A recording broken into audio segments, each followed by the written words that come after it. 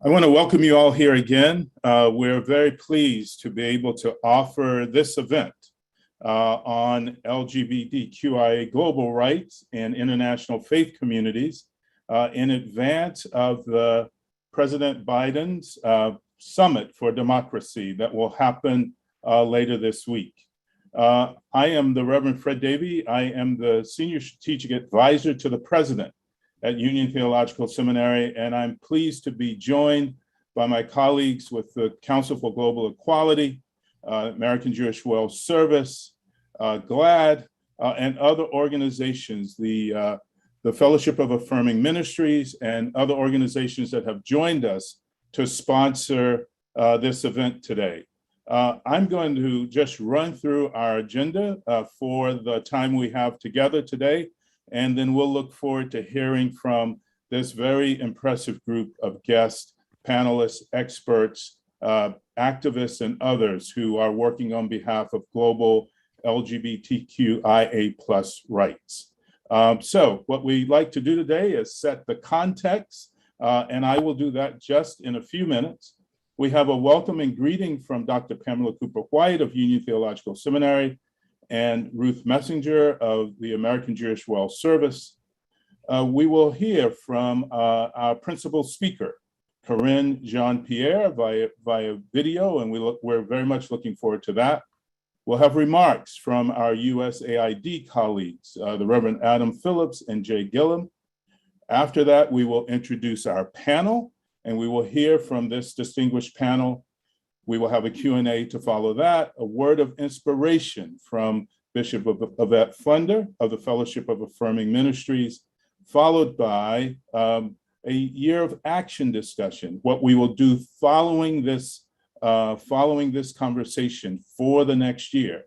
And Bishop Joseph Tolton will lead us in that work. He represents several organizations, and he'll talk about his work and what we'll do together going forward. And then we'll have a close by Ruth Messinger, again, from the American Jewish World Service, who serves as a global ambassador. To get us started, let me say to you that this global LGBTQIA+ rights and international faith communities event that we're hosting today is being done ahead of the President's Summit for Democracy. It's an opportunity for us to contextualize the work of advancing global LGBTQIA+ rights as an integral part of any pro-democracy agenda. Safeguarding and facilitating the flourishing of democracies around the world requires that requires a deep examination into those who are disadvantaged when the vitality of democratic systems wane, or when they lose sight of their duty to create and maintain inclusive societies.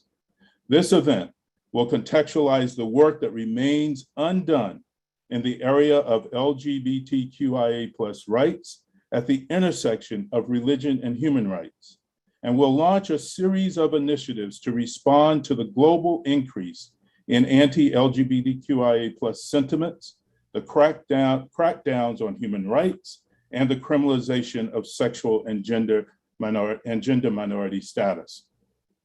Through thoughtful and carefully crafted partnerships with local leaders, faith communities, and faith-based organizations around the world, this event will aid in revitalizing efforts to ensure that LGBTQIA+ persons are not forgotten in the work to support marginalized individuals.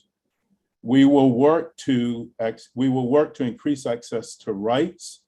We will work for stigma-free and inclusive health, legal, educational, and social services for marginalized populations through community support, information dissemination, research, advocacy, and training. We are very pleased to be able to launch this effort.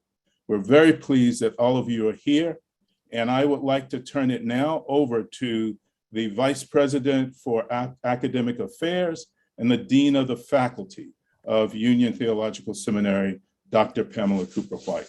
Pam. Thank you, Fred. Thanks to everyone who's here today to this really illustrious panel and to all of the work that's already gone into the preparations, not only for today, but for the action and the work that's going to come out of today, which is really just a launch beginning. I want to welcome everyone here to this conference this morning. So glad that all of you are here, and we're seeing chats from people from all over the world. On behalf of our President, Karine Jones, and everyone here at Union Theological Seminary, we are just delighted that you're here. And I want to thank especially our partner in this, the Council for Global Equality, which encompasses also the Fellowship of Affirming Ministries, GLAD, American Jewish World Service, and the Metropolitan Community Churches for our collaboration and work together. I can tell you, my field is psychology and religion, and I can tell you from my recent research on the Christian right and American Christian nationalism that there has been a concerted effort, not only what has been visible, particularly from the Trump era, but going back decades, there has been a concerted effort, some of it quite secretive, to undermine all of the fragile gains that we have made for LGBTQIA plus rights in this country and around the world. There are legislative initiatives being proposed in every state in this nation, and anti-LGBTQIA initiatives all over the world. And we know that these cost lives. These are not simply philosophical issues. These are matters of life and death and existential concerns that we come together to work to be theological voices. We do not cede the territory of theology, or in particular Christian theology, to the Christian right. We need to have our progressive Christian voices front and center as we raise up these issues in the public. And so we are just delighted to have you all here together today to collaborate on a vision that promotes equality and dignity for all of our LGBTQIA brothers, sisters, siblings. We welcome you heartily, and I hope that this is just the beginning and that all of us will be able to stay in touch as we advance this important work. So thank you so much for coming. Thank you, Dr. Cooper-White. I'll now turn to Ruth Messenger, who's a Global Ambassador at the American Jewish World Service. Ruth. Thank you, Fred, and to my fellow panelists and to all the people who are online. Good day to everybody. This is an extraordinarily important initiative. I'm speaking to you from New York City, otherwise known as Lenape land. And what I would like to say most fundamentally, as everyone on this screen and in this webinar understands, is that LGBTQIA rights are human rights. And most importantly, all human rights are essential to any honest, inclusive, and lasting pro-democracy effort. We cannot have any emerging democracies or any strong, future-oriented democracies unless and until they honor and fully respect and protect the human rights of every individual. In my tradition, there's a very simple two-word statement, B'Tselem Elohim, which means simply that every single person is equally made in the same image, however you understand that.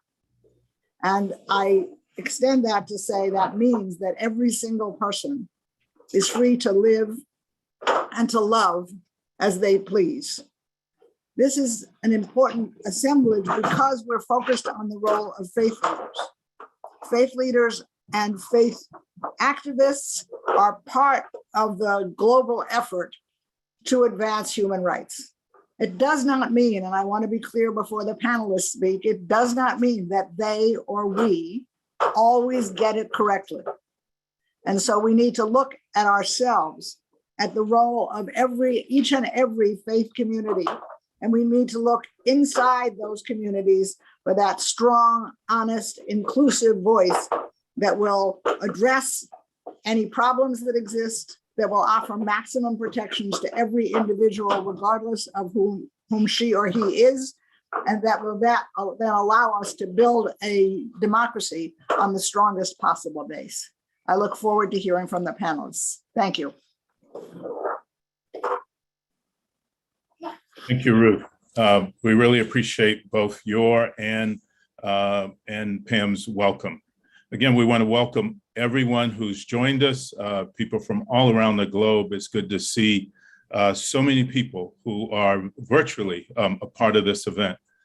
Before I introduce our lead speaker, I'd like to just acknowledge someone who's been a real partner, colleague, friend for a very long time, but who's had who's provided a lot of guidance for us as we put together this event. And that is Joshua Dixon, who is a senior advisor to the President of the United States in the White House Office of Public Engagement, as well as in the White House Office of Faith-Based and Neighborhood Partnerships. Josh works long hours and makes great contributions to this work and other social justice and public engagement work, as well at the intersection of faith and justice. And we're very pleased that he's joined us today, and really just want to publicly thank him for all he's done to advance this event. Now it's my great pleasure to introduce our lead speaker, who will come to us by video today. That is Karine Jean-Pierre. She is a Caribbean-born American political campaign organizer, activist, political commentator, and author. And since January 2021, she has been the White House Principal Deputy Press Secretary in the Biden-Harris administration.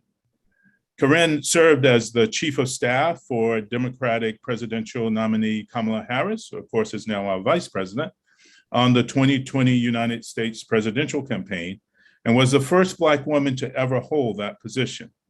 Previously, Karine was the Senior Advisor and National Spokesperson for MoveOn.org and a political analyst for NBC News and MSNBC.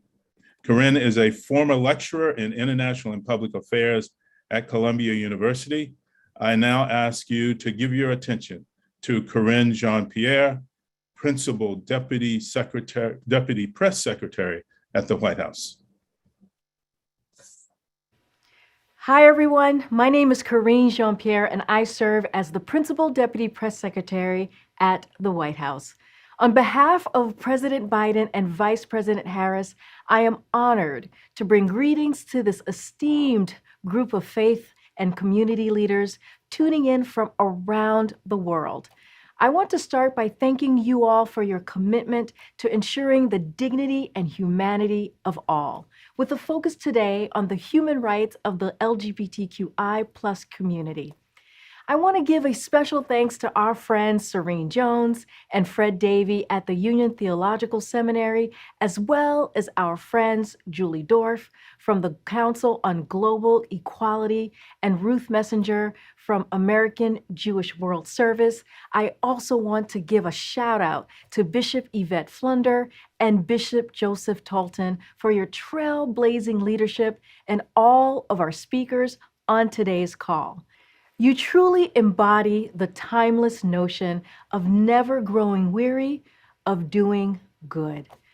We're here today in advance of the Summit for Democracy because we know the human rights of LGBTQI+ persons are an integral part of our collective work to advance democracy. For too long, our LGBTQI+ siblings have experienced life on the margins, denigrated because of who they are and whom they love. For too long, we've seen hate weaponized to cast members of our community, of my community, as less than human, as underserving of the fullness of all life has to offer. For too long, we've seen the denial of the rights of LGBTQI+ people through oppressive laws, policies, and practices.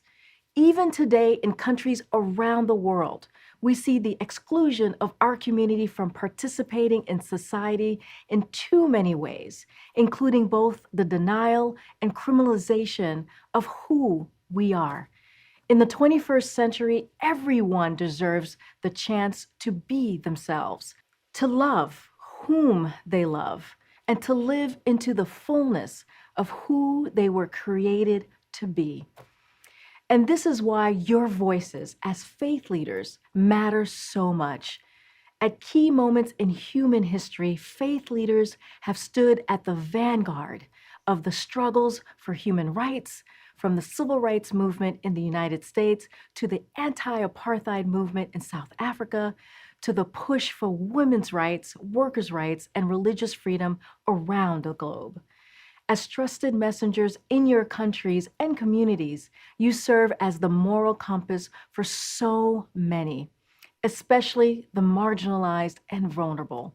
And today, in this moment, you and we have an opportunity to stand up for our LGBTQI plus siblings, to live in a state of freedom rather than a state of fear. When I think about this work and the history of our oppression against LGBTQI plus people, I'm reminded of a quote from Archbishop Desmond Tutu. When we see others as the enemy, he says, we risk becoming what we hate.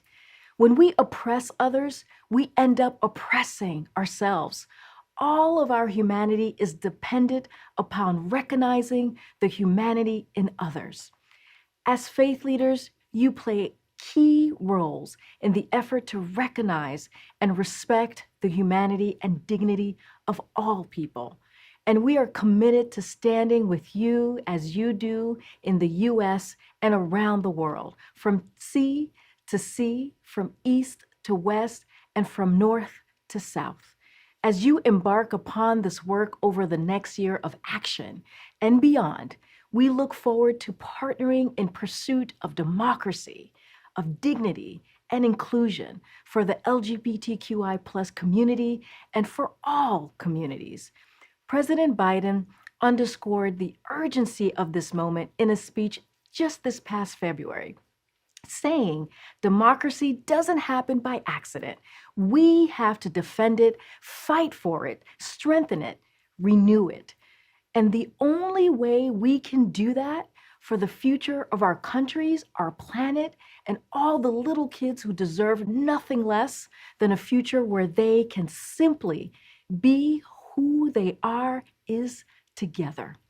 Today and every day, you have our word to stand with you in the fight for LGBTQI plus rights and the rights of all people across the globe. We will anticipate with great excitement your recommendations to come from this convening. Thank you again for having me, and thank you even more for all you do.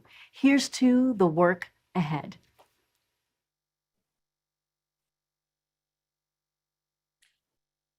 Thank you, Karine, not only for the words that you brought to us from the President Biden, the Vice President Harris, but for your own work in this effort to improve and increase the rights of LGBTQIA persons, not only domestically, but around the world. You are a trailblazer in your own right, and we really appreciate your sharing your remarks with us today. We will continue with our colleagues from the US government, and we will hear from the Reverend Adam Phillips and Jay Gillum at the USAID. First, Adam, and then Jay. Thanks so much, Fred. Good morning, good afternoon, and good evening around the world. My name is Adam Phillips, and my pronouns are he, him, and his. I'm the Biden-Harris Administration Director of the Center for Faith-Based and Neighborhood Partnerships at USAID, the United States Agency for International Development. I want to extend my sincere gratitude to Union Theological Seminary in New York City, President Karine Jones, as well as Fred Davey. I'd also like to thank co-conveners Ruth Messenger, Bishop Yvette Flunder, and Bishop Joseph Tolton. What an exciting event this is. I'm so inspired by those gathered today.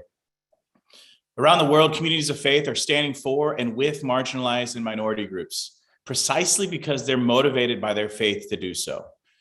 Earlier this year, I visited the Vatican and met with a group of religious sisters, brothers, and siblings who are on the front lines of serving vulnerable populations around the world. On more than one occasion, they raised with me concern for LGBTQI+ people who are disproportionately affected by discrimination, stigma, criminalization, and violence, and shared with me how they are advocating for the human rights of LGBTQI+ persons across the developing world, particularly in countries where they are at increased risk. These examples demonstrate why the Center for Faith-Based and Neighborhood Partnerships exists, to recognize the many communities of faith around the world who are motivated by their convictions to support their neighbors in need and to partner with them to maximize the impact they can have on the ground. This is a priority for the Biden-Harris administration.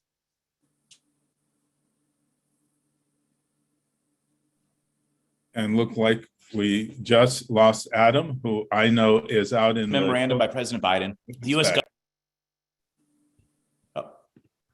Go ahead, Adam. We just lost you for a brief second. Oh, my apologies. What I was trying to convey was that this is a tremendous priority for the Biden-Harris administration.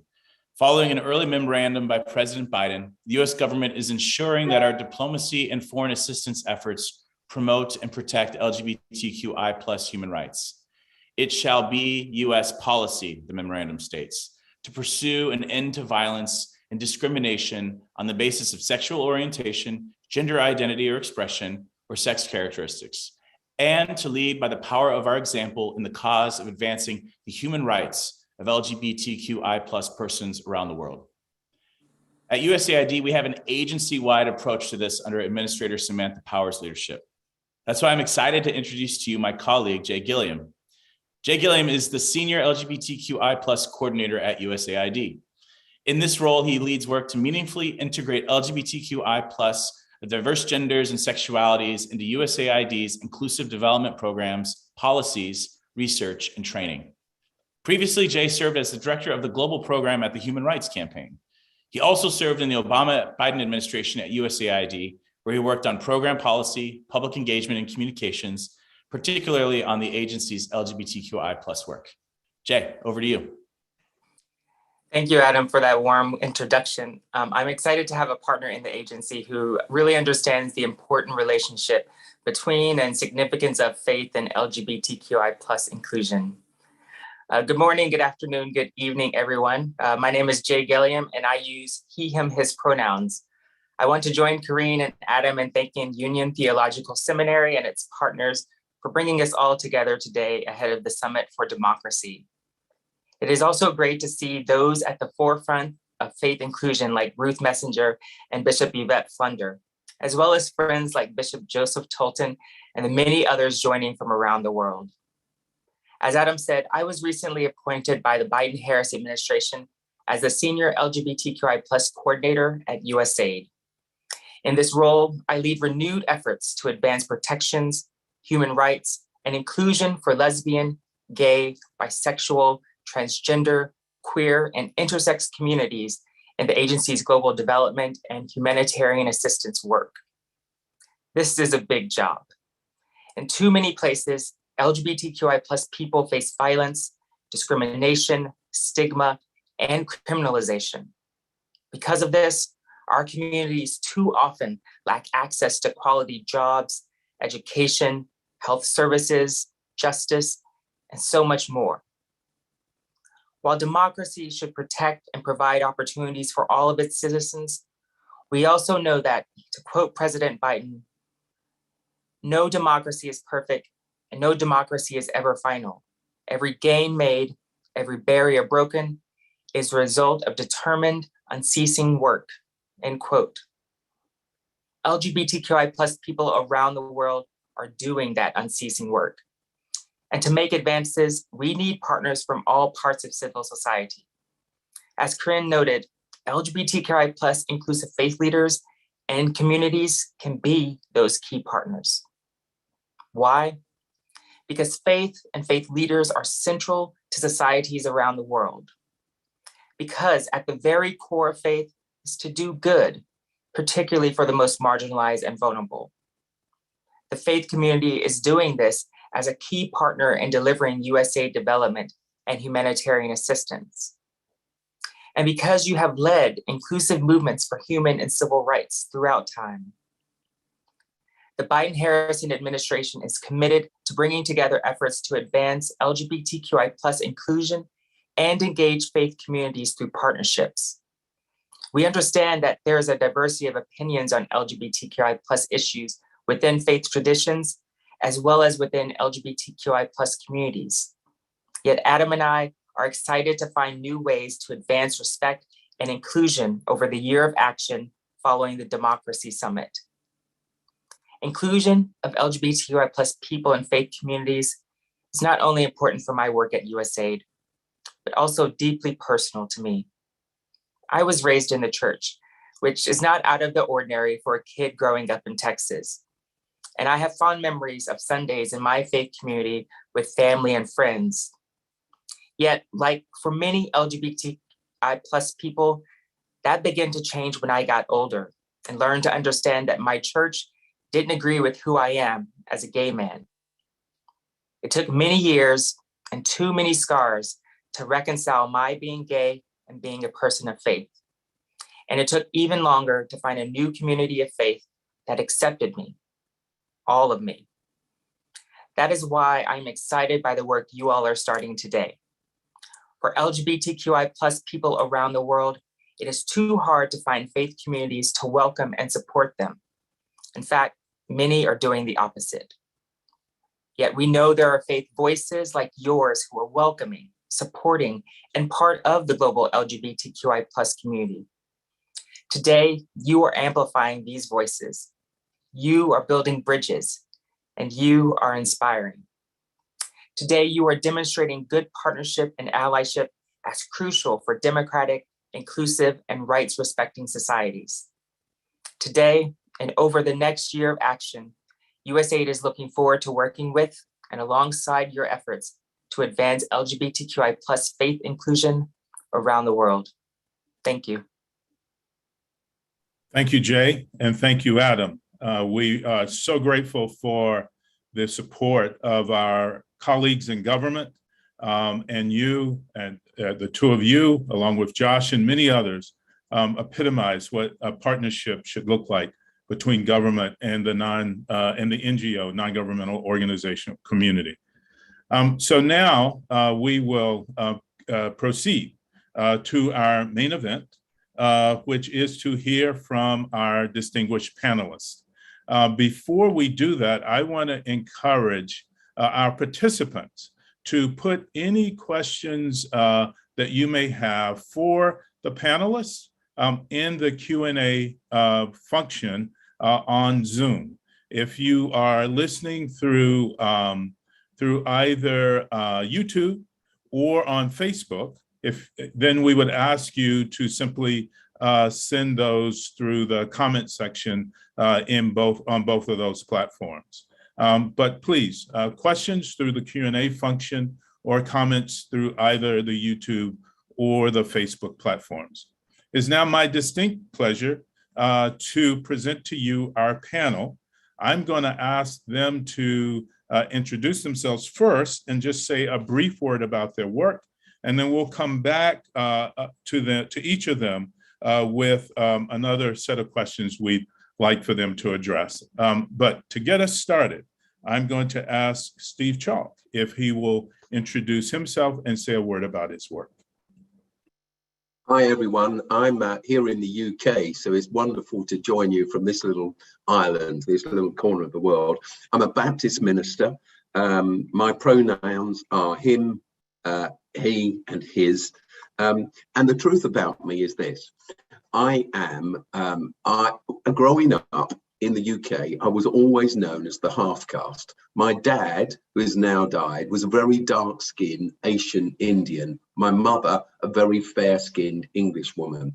Growing up, I knew what it was for my father not to be able to find employment, for people to cross the road rather than walk past him. And I was always described, became my nickname, the half caste. So at a young age, I learned what it was to be excluded, and I watched my father's graciousness at exclusion. That gave me a vision. I became a Baptist minister. I was a Christian, and I decided that when I grow up, I'd start some schools, some houses, and some healthcare. Today, I'm a lot older. My hair used to be black, it's now white. We run 53 schools. We have 32,000 children in our schools across England. We run schools in other countries. We house 2,000 vulnerable young adults. We work in the justice system, we work in the healthcare system, we work in hospitals, etc., etc. And I've learned over the time a lot about inclusion and LGBT inclusion. I have a friend who many of you will know. His name's Brian McLaren.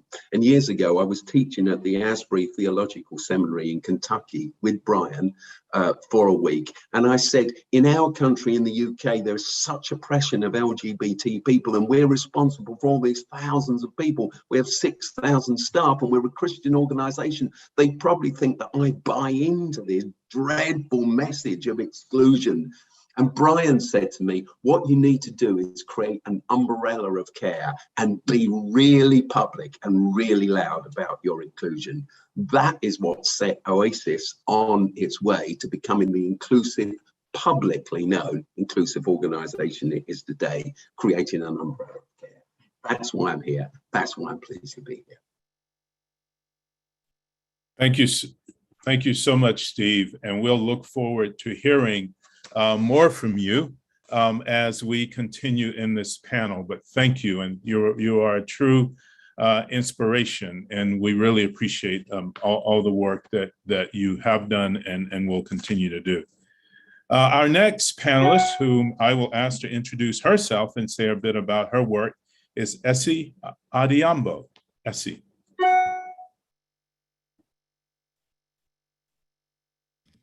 Hello, everybody. My name is Essie.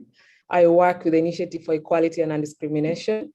And I'm so glad that this conversation is happening under the Biden administration, because we've had a lot of setbacks since the Obama administration. And for me, it's because I am a lesbian working in Kenya, in Mombasa. I have a journey in the human rights work of LGBT. I work with an organization called Persons Marginalized and Aggrieved, where I started working with religious leaders who attacked a clinic in 2010. And the progressive work kind of brought some change. I moved on to work with an organization currently called Initiative for Equality and Non-Discrimination, where we are focusing on norm change and shifting mindsets of those who are perpetrators of violence, the people who are actually being influenced to violate LGBT individuals in a context that being gay or lesbian is criminalized. So I'm glad that we're having this conversation, and how can we hold religious leaders accountable? If you know, currently we have a case in court. We're trying to repeal section 162 and 165, where we are calling for the criminalization of same-sex sexual acts. And during the ruling, we had a religious leader in the courtroom, and we believe that actually influenced a lot of decisions that were made during that time. And how do we hold them accountable? And we know that it's religious fundamentalists who are supporting the opposition in this country right now. How do we hold them accountable? And for me, I'm really glad that we're going to have this conversation and seek a way. Thank you very much. Thank you, Essie, and we really appreciate your participation here today. And we look forward to hearing more from you as well as we continue in this conversation. I'd like now to have Julius Kagwa, if he would, to introduce himself and to say, let us hear about his organization and his work. Julius. Thank you so much for this opportunity to be part of this conversation today. My name is Julius Kagwa. I am the founder of CIPID Uganda. We are an intersex human rights organization based in Kampala. CIPID prioritizes public education, outreach to national and regional intersex communities, mainly centering movement building by strengthening the capacities of young intersex activists on the continent and the several groups that they lead. We have been at the helm of the formation of the Africa intersex movement, and in this role, I have continually interfaced with faith leaders and how they interact with LGBTIQ communities. I'll be speaking a little later about the role that faith-based organizations play, mainly and unfortunately in the violation of the rights of LGBTIQ people in Uganda, but also about the real opportunity that exists to shift this paradigm through strategic engagement and initiatives by inclusive faith voices. Thank you very much. Thank you. And we look forward to hearing more from you as well. And we really appreciate your joining us today. And then our fourth speaker, panelist today, will be Dr. L. Ramki Ramakrishnan. Ramki, are you there? Yes, I'm here. Welcome. Thank you very much. Thank you for this opportunity. So yes, I'm Ramki. I currently live in Chennai, southern India. I work with SATI, which is an acronym for Solidarity and Action Against the HIV Infection in India. And this is about a 20-year-old nonprofit, which was founded, as its name suggests, to advocate for access to HIV/AIDS services, especially for availability of antiretroviral therapy in India, which then became free in the government public health policy from 2004. We've also been working towards universal access, and our focus has broadened beyond HIV to other domains of health like tuberculosis, like maternal and child health. Our flagship programs include preventing mother-to-child transmission of HIV. And in the area of LGBTIQA rights, we work towards universal access to justice, healthcare, social protection for the diverse SOGIESC marginalized communities. So over the years, we have been working with community groups, particularly of the more intersectionally most marginalized communities like transgender men, intersex people, and trans women, around access to government schemes. We've been part of the national struggle to read down the Section 377, which is the colonial sodomy law. In 2009, we had a Delhi High Court first read it down, but the Supreme Court reinstated it in 2013, which was really the first time all the different faiths came together in their opposition to removing the law. So that was sort of the first time all the faiths came together in a homophobic and transphobic action. Since 2018, thankfully, we have the Supreme Court that reversed its decision. And now we are working to help some of the laws and policies that are supportive of the communities be implemented on the ground, especially the right to self-determination of gender identity, the banning of unnecessary genital surgeries for children born with ambiguous genitalia, and overall ensuring inclusion across domains like healthcare, like education, like workplaces, etc. We've been part of a national curriculum development program for training teachers across the country on transgender and gender non-conforming children with a view to preventing bullying in schools. And we've also worked on nursing and medical curricula. More on this later. Thank you for this opportunity. Great, thank you, Ramki, and we look forward to hearing more from you as well. And again, we appreciate you joining us from India for this conversation. I'm now going to go back around and ask each of our panelists if they will comment on further on the roles that faith organizations play in their particular context. We've heard some of that already, but particularly focused on where there's the denial of rights and where there's just the opposite, the inclusion of rights for LGBTQI plus folks, and to talk about sort of signs of hope. Help us understand what you would like to see also in this year of action that will follow the Summit for Democracy. So again, I'll start with the Reverend Steve. Great. Just to open this up, but try to do so as briefly as possible. I have a friend, or I had a friend. His name was Noel. 10 days ago, he took his own life. It's part of the church that I lead. Noel was 59. Noel was adopted at the age of 3. He carried into his adopted home all the trauma of poor attachment, not really knowing who he was, enough to struggle with through your life. But in his teens, his adopted parents, who told him that they would love him unconditionally forever, discovered that he was gay. He came out to them because he couldn't bear not to tell them the truth about who he was. At that moment, they rejected him and told him this was a salvation issue. His story from there is one that you'll know well. He became alcoholic and has survived all those years from teenage to late 50s with bouts of giving in to the demon drink that was destroying him. 2 weeks ago, he drank himself to death. We have not yet carried out his funeral. Bad theology costs lives. Bad theology costs lots of lives. Bad theology speaks a curse over people. My friend Noel is just the latest friend that I've lost to the curse of poor, immature theology. I am in this country, in the UK, or I have been, what's called an HIV commissioner. We've heard reference to the stamping out the spread of HIV, ending all of that by the year 2030. It's a UN goal.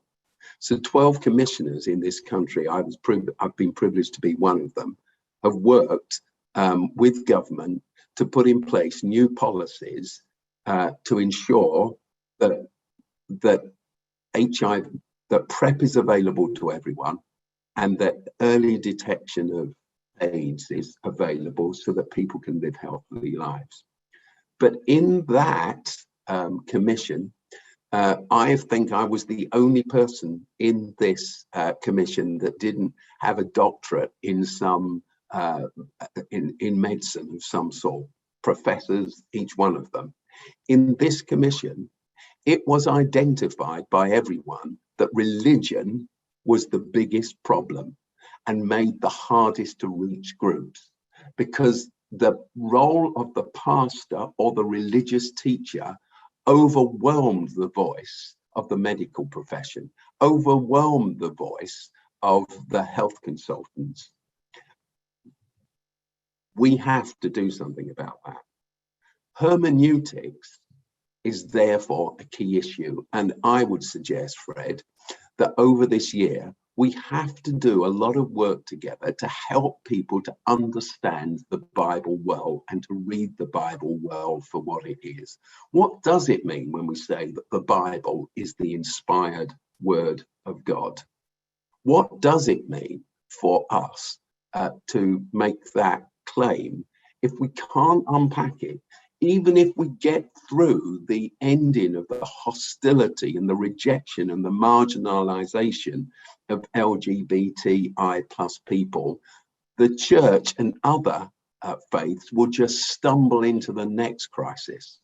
Speaking as a Christian, I grew up in a church where I sat as a teenager and watched a woman thrown out of a prayer meeting because she was wearing trousers.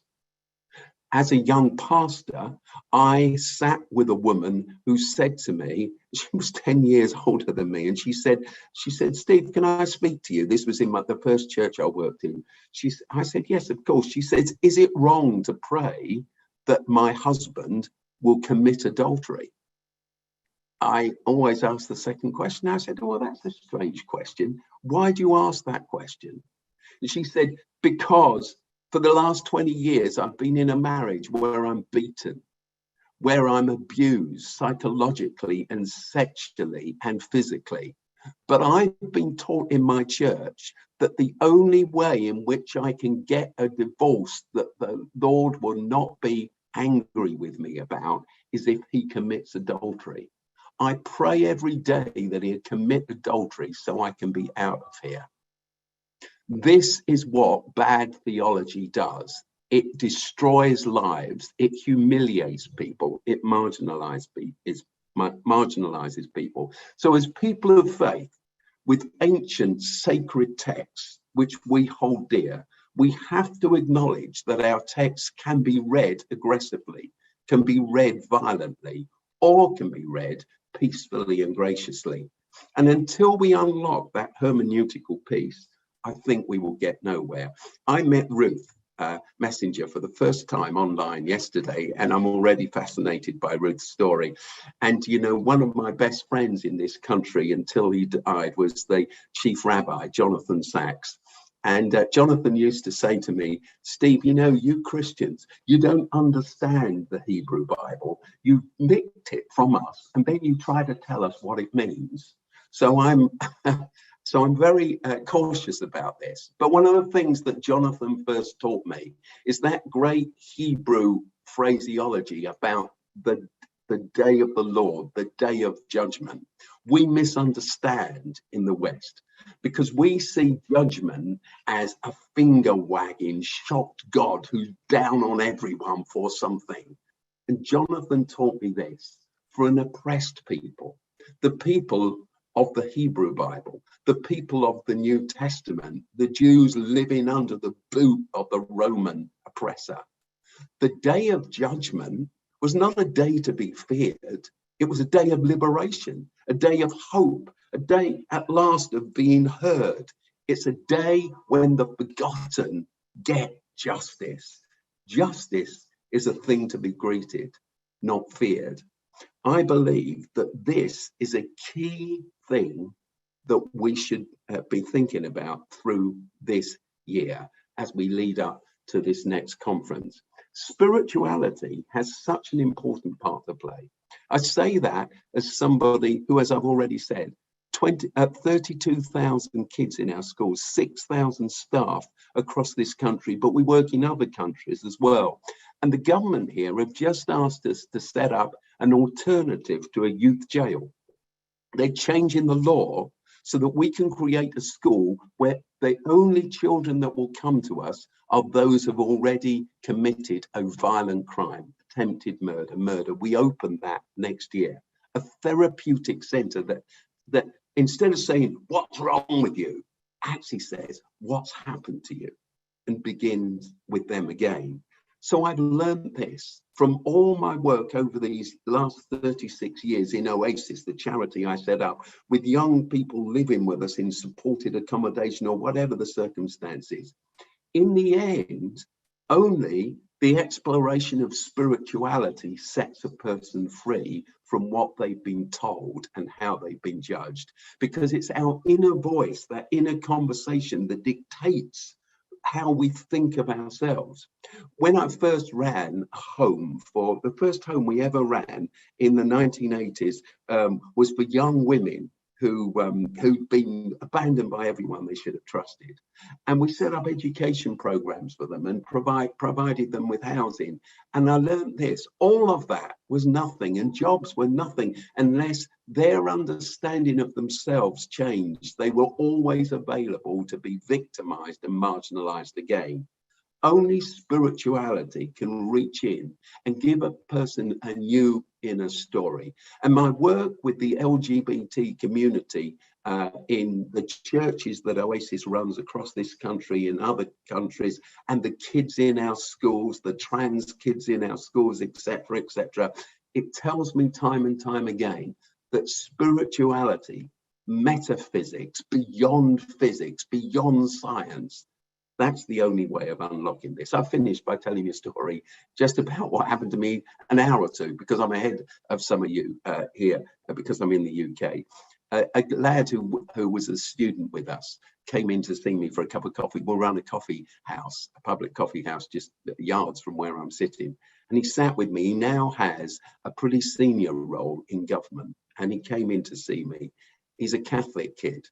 And he wouldn't mind me telling you his name. His name's Tom. And Tom sat there and he said, do you know what I'm going to do, Steve? I said, I don't know, Tom. He said, I'm writing an article for the government and I'm going to come out and I'm going to say I'm gay, because I have learned from your teaching, he didn't mean me personally, he meant Oasis, that it's okay to be gay and to be proud and to be myself and to be a man of faith at the same time. That is our task, to change the narrative, Fred, over this next year. Thank you so much, Steve. Bad theology does great harm. deep, rich spirituality has the ability to free and to help people write a new story. And we appreciate all your efforts to help people write that new story. Not only what you've done for the last 32 years, but what you will do in partnership with us going forward. And we're looking forward to that. Thank you. Let me just once again remind people, some of you have put questions and comments in the chat, which is great. But if you do have questions that you'd like for our panelists to address, please put them in the Q&A function on Zoom or in the comment sections on the YouTube and Facebook platforms. We're excited to hear from Essie Adiamo now and to understand her context, particularly as it relates to faith institutions, both where they're missing the mark and where there are signs of hope. Essie. Thank you very much. And I agree with Steve because religion has become more dangerous than our government. I'm an African. One of the things that we fear is our government. But currently, we fear religious leaders, we fear religious institutions because they become so powerful and they align themselves with the politicians.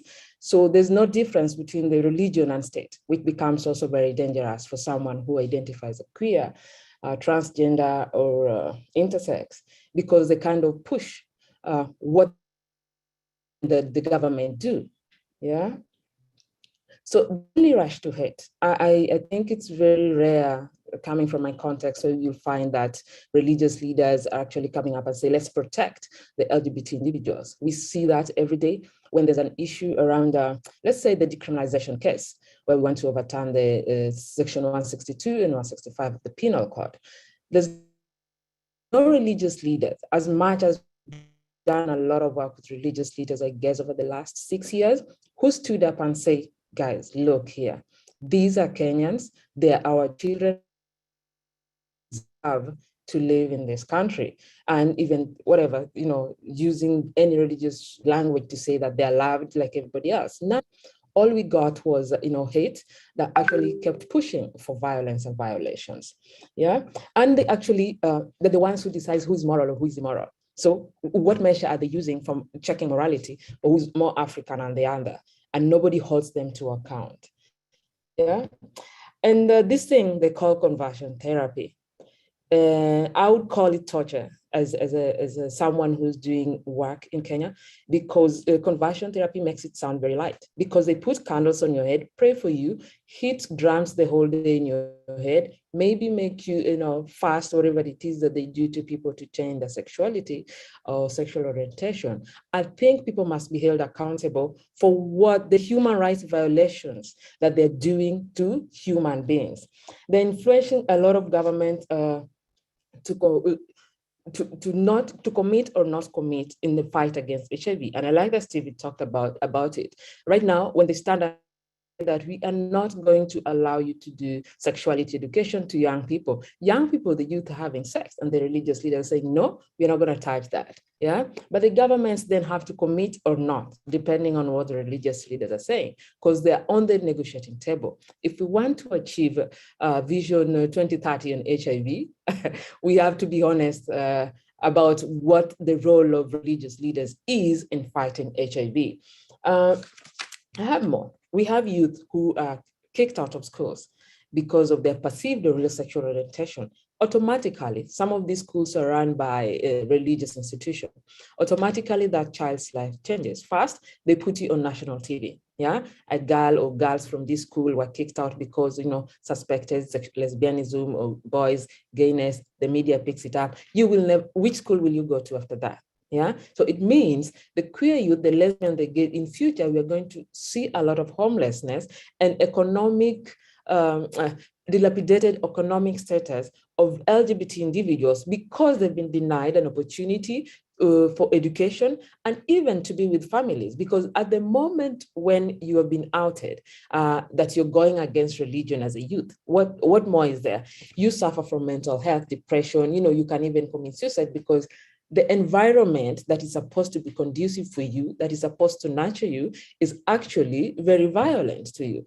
And then the other option is now we go back to that conversion therapy. they start putting things in your head and hitting it. So for me, I think the religious leaders are actually doing more harm, yeah? And they must be held accountable. For me, I would ask that they would be held accountable. There's a lot of funding from fundamentalist funding coming from the US and is actually funding the hate that is going on in Africa. And I know Julius will talk about Uganda and I'm talking about Kenya. The opposition that is pushing for, hate crimes and all those things like around LGBT people, we know they get funding from religious fundamentalists from the US, and yet they're allowed to travel here and, spread their hate. I hope that the Biden administration should hold the religious leaders accountable using the American system, that they cannot travel here and export hate. Yeah, ensure faith voices is not anti-rights voices. If you're coming here to talk about human rights, please, and acceptance, then you can be allowed to continue doing the great work you're doing, but not to export homophobia. Maybe deny the visa or even deny the Africans visa who are coming there to meet their funders.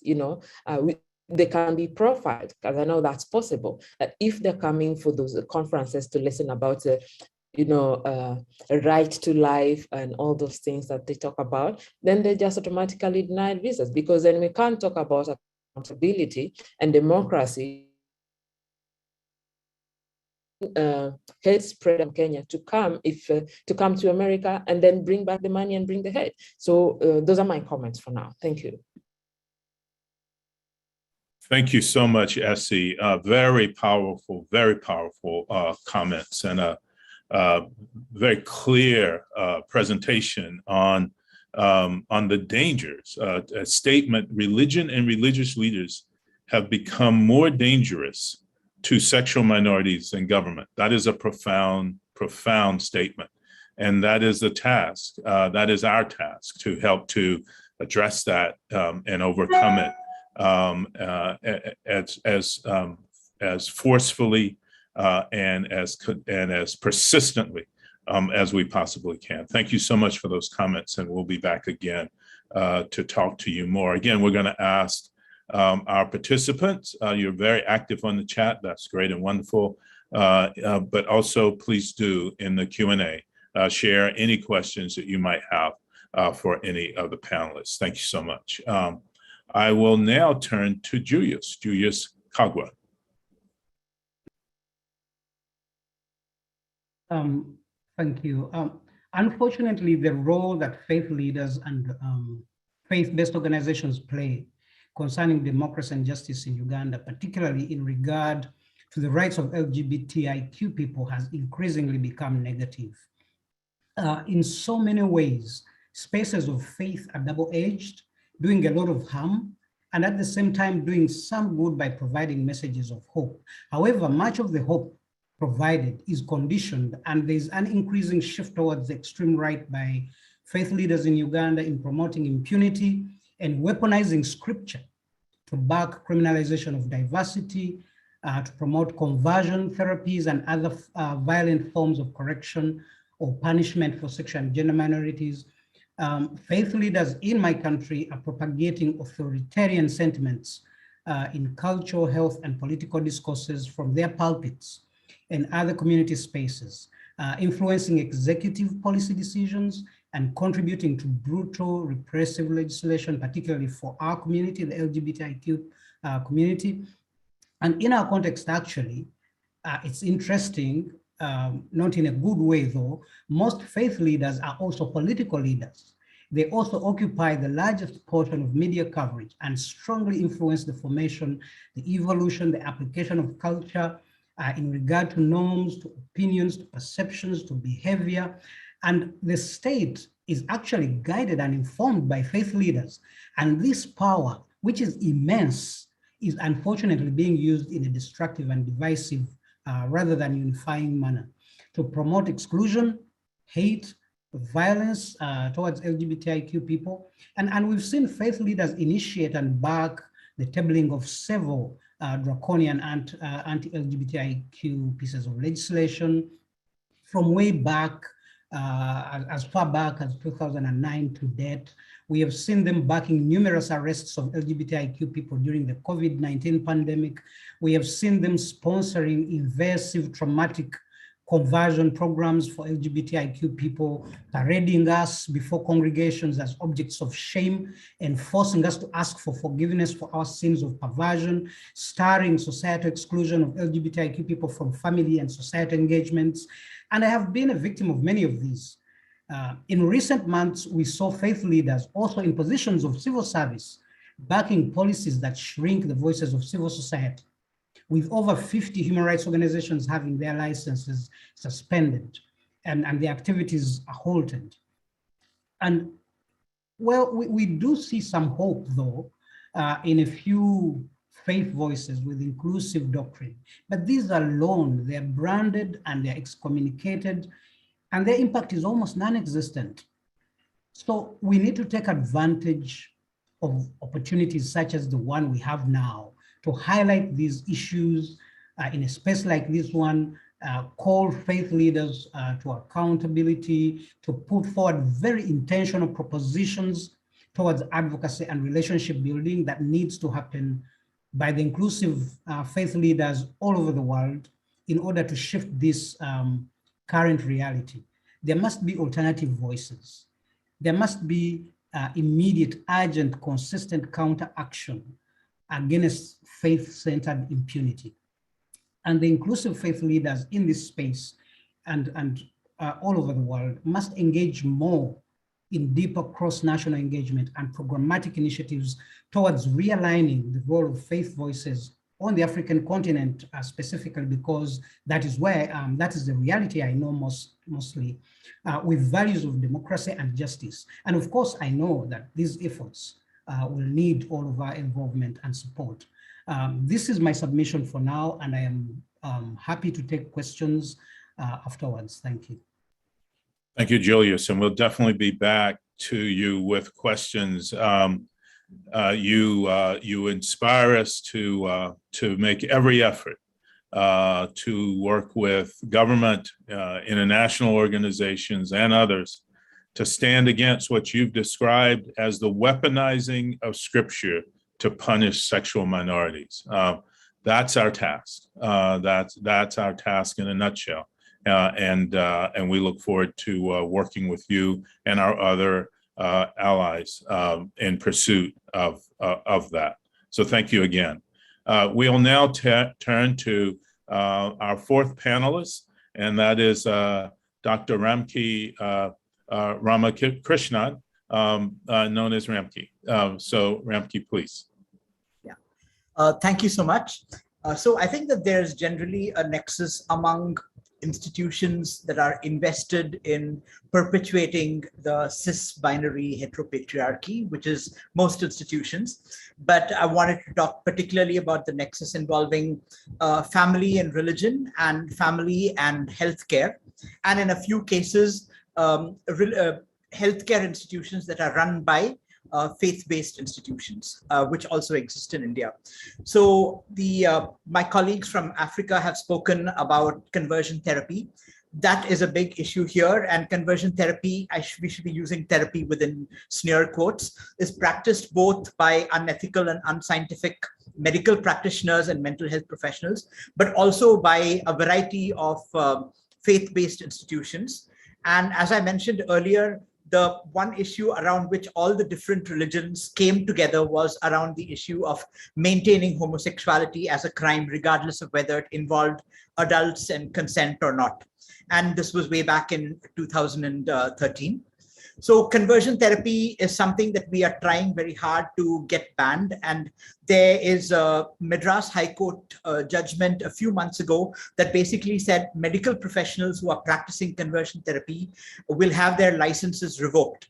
However, there is no such regulatory mechanism for faith-based institutions who practice conversion therapy, and these are across different faiths. A couple of years ago, we had the suicide of a young bisexual woman in Kerala who was repeatedly subjected to conversion therapy, both by healthcare professionals as well as religious denominations, and she ended up taking her life. After that, a case was filed in the state of Kerala, and it's still pending. I think the issue of conversion therapy is something that we really need to address and have all faith institutions coming together. On the positive side, about 6 years ago, the National Council of Churches in India came together. Actually, they first came together around 12 years ago when the Delhi High Court first decriminalized homosexuality to put out a statement in support of decriminalization. But over the past 5-6 years, they have been very active in reaching out to theologians, to students, to people who run faith-based schools, healthcare institutions, etc., to bring visibility to diversity of sexual orientations, gender identities, and sex characteristics. And I've had the pleasure and honor to be associated with them in many of these sensitization sessions in various Protestant denominations across India.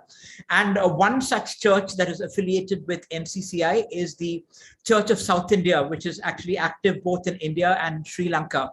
And they actually took the step of offering their space for community, for queer support group meetings that were happening on a monthly basis. And I think that was a real positive gesture. A lot of the churches have come together to support trans communities, particularly around rations and monetary support for communities most adversely affected by the COVID pandemic. However, in India and also within the faith-based institutions, there seems to be a greater tolerance, if you will, of transgender identities than of cis, gay, lesbian, bisexual identities, because there's some kind of history of trans people in Indian or Hindu mythology, culture, scriptures, etc. But the very terms gay, lesbian, and bisexual are obviously English words, and they are associated with being Western imports. So just like we heard about homosexuality being denounced as un-African, we also have statements here of homosexuality being un-Indian.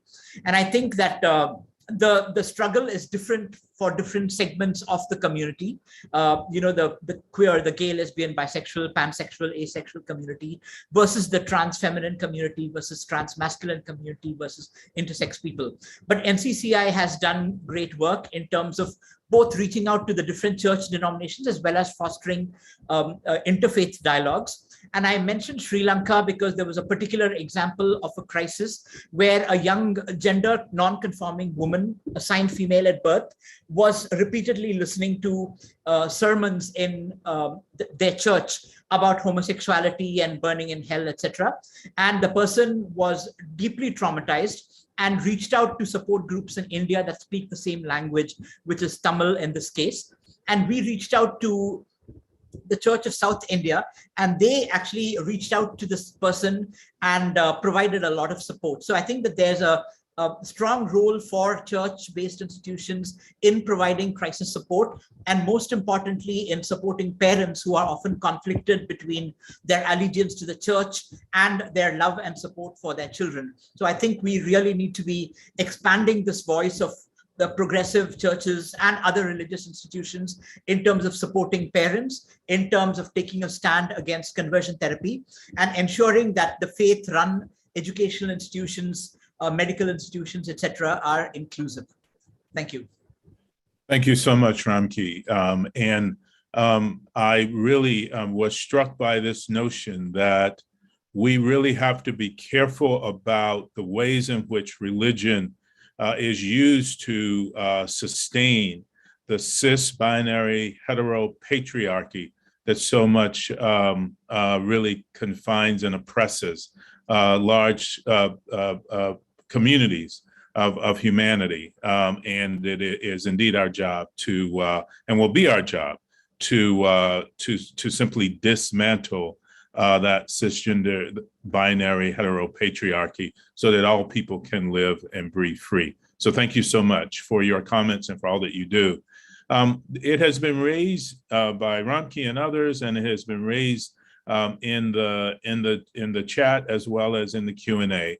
And that is, what do we do with the notions that homosexuality, pluralism are Western notions that have no place in this particular case, the African context? I'm going to ask Essie and Julius first if they will address that.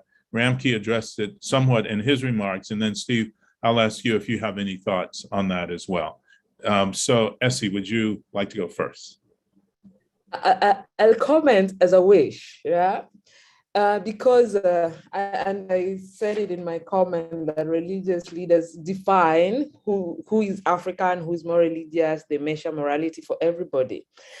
It would be my wish that, the people who came and colonized us, they can say that, you know what, we found homosexuality, guys, and that's what we made the law.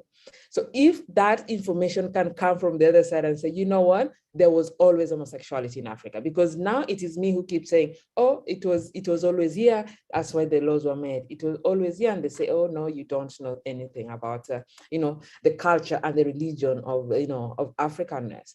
So for me, it is a wish that we can have more people say that actually we do not import homosexuality to your continent. We imported homophobia and you remained with it. Yeah. And actually that's a problem, because now you're killing each other, you're hating on each other, while we found you living peacefully with homosexuality amongst yourself. So that's my wish for now. And practically, I think we can do more work with religious leaders and have more speak about the importance of recognizing that religion is about love. It's not about hate. Religion is about, having a space where you feel accepted and loved. And if everything else is going wrong, religion should be the place where you go and seek solace.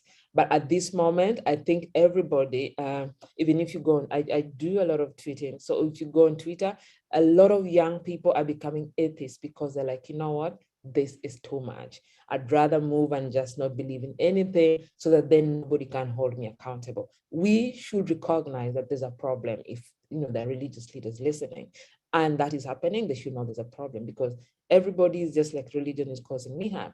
Religion is forcing you to stay in a relationship. Religion is just, interfering with your life and not being a good thing. So for me, it's about, let's continue doing work.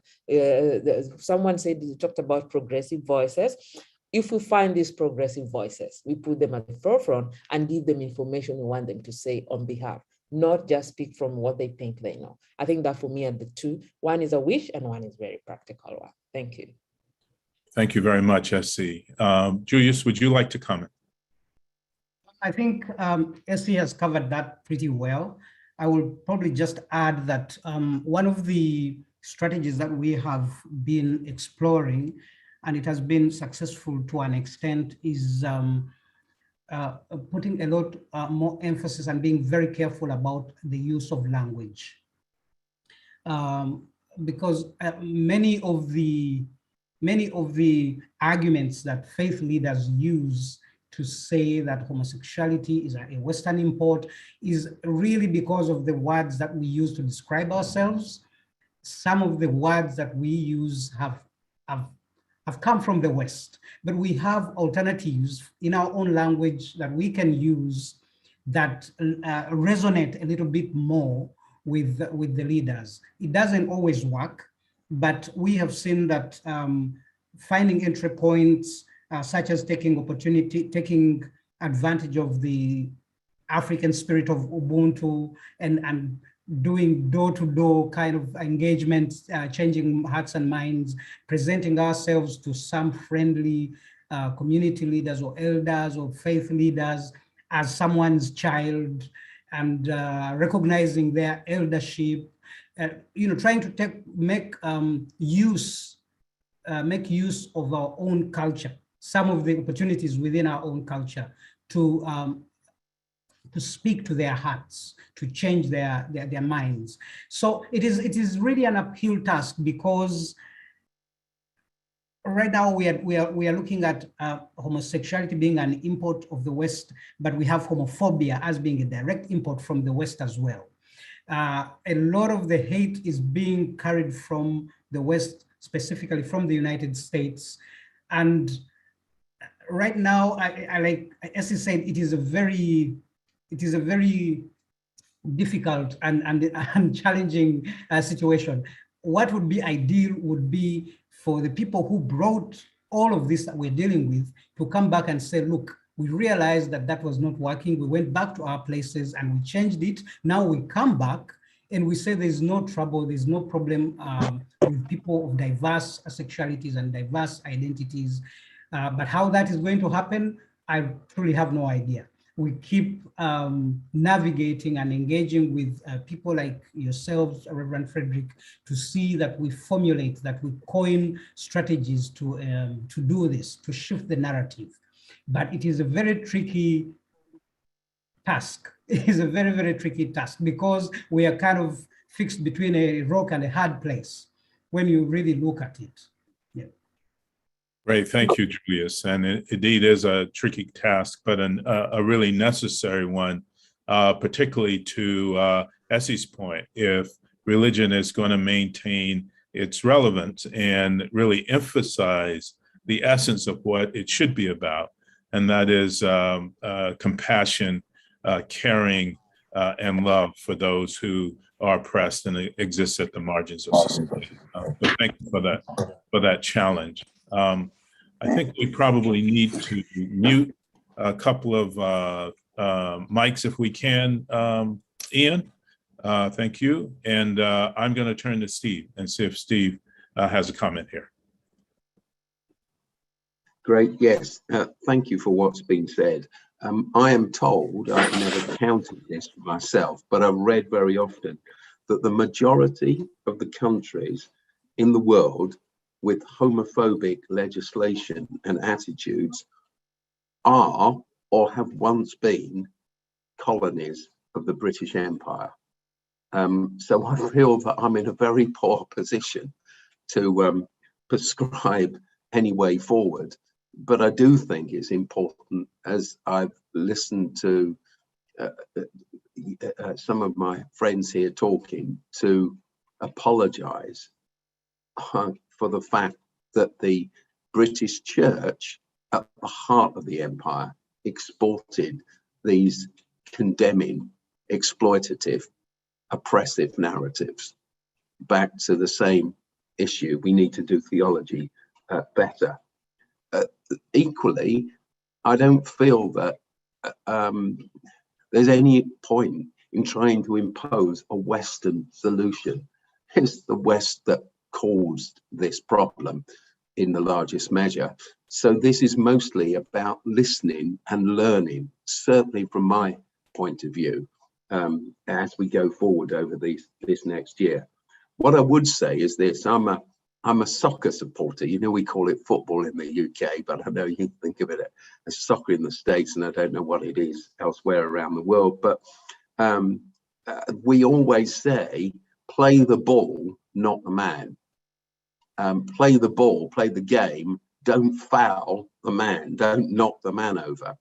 And I think that our approach in all of this must be to play the ball, which is around theology and our sacred texts, rather than aggressively playing those who stand in a place where perhaps some of us were once. I'm a straight man, and I grew up inside a spirituality that told me, my father told me actually, that the Pope was the Antichrist. He was absolutely certain of that. And he told me to despise all, well, LGBTQIA wasn't a phrase then, but homosexual people were not of God. I believed what I was told as a kid. Of course I did. And it was reinforced when I went to theological college. We go on our journey. And I think that we beckon forward people graciously, rather than trying to play the man. We need to play the ball. And the ball is the de-weaponizing of scripture, our scriptures together. I do believe this, though, that the gentle tide of inclusion is coming in, and it is slowly overwhelming the sandcastle of resistance as it washes up the beach.